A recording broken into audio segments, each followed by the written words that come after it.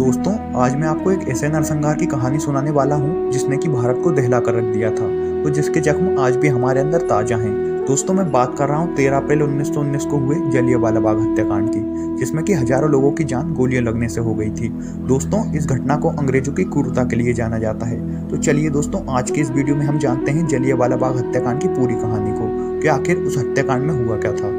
दोस्तों, ये बात है 6 फरवरी 1919 की, जब ब्रिटिश सरकार ने एक कानून लागू किया, रोलेक्ट एक्ट। इस अधिनियम के द्वारा ब्रिटिश सरकार किसी भी व्यक्ति को देशद्रोह के शक में गिरफ्तार कर सकती थी और उसे मजिस्ट्रेट के सामने भी पेश नहीं किया जाता था। दोस्तों, इस अधिनियम की मदद से ब्रिटिश सरकार भारत में पनप रहे क्रांतिकारियों पर काबू पाना चाहती थी, परंतु इस अधिनियम का महात्मा गांधी सहित कई बड़े नेताओं ने विरोध किया। दोस्तों, गांधी जी ने इस अधिनियम के विरोध में पूरे देश में सत्याग्रह प्रारंभ कर दिए थे और उनके द्वारा चलाए गए सत्याग्रह पूरे देश में फैल रहे थे और लोग इस पर बढ़ चढ़कर हिस्सा ले रहे थे। तो ब्रिटिश सरकार ने 9 अप्रैल को पंजाब से ताल्लुक रखने वाले 2 नेताओं को गिरफ्तार कर लिया। इन नेताओं के नाम थे डॉक्टर सैफुद्दीन कचलू और डॉक्टर सत्यपाल थे। दोस्तों, इन्हें गिरफ्तार करने के बाद नजरबंद भी कर दिया गया था, परंतु इनकी गिरफ्तारी से जनता बहुत ज्यादा आक्रोश में थी और लोग बड़े बड़े आंदोलन कर रहे थे।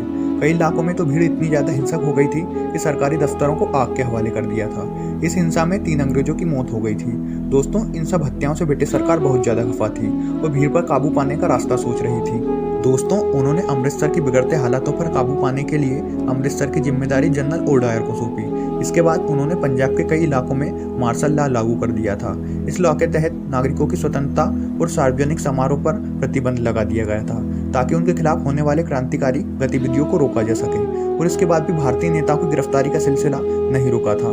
कई भारतीय नेताओं को गिरफ्तार किया जा रहा था व उन्हें इसके बाद नजरबंद भी किया जा रहा था।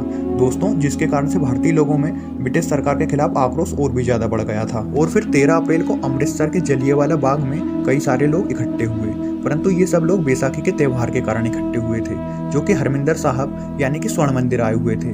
परंतु 13 अप्रैल को यहाँ पर 20,000 से भी ज्यादा लोग थे। दोस्तों, सब शांतिपूर्ण रूप से सभा कर रहे थे और इस सभा की सूचना जनरल डायर को लग गई थी। सूचना मिलने के बाद वे तकरीबन 4 बजे अपने 150 सिपाहियों के साथ इस बाग के लिए रवाना हुआ और डायर को लगा कि ये सभा दंगे भड़काने के लिए हो रही है, इसीलिए उन्होंने बाग में पहुंचकर बिना किसी को चेतावनी दिए ही लोगों पर गोली चलाने का आदेश दे दिया था। और करीब 10 मिनट तक अंधाधुंध गोलियां चलाई गईं। गोलियों से बचने के लिए लोग भागने लगे, परंतु डायर ने गेट बंद करवा दिए थे।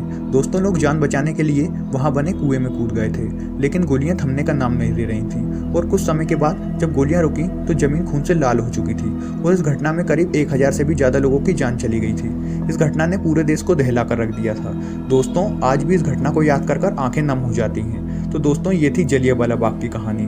उम्मीद करते हैं कहानी आपको पसंद आई होगी। ऐसी ही और कहानी देखने के लिए हमारे चैनल को जरूर सब्सक्राइब करें। जय हिंद, जय भारत।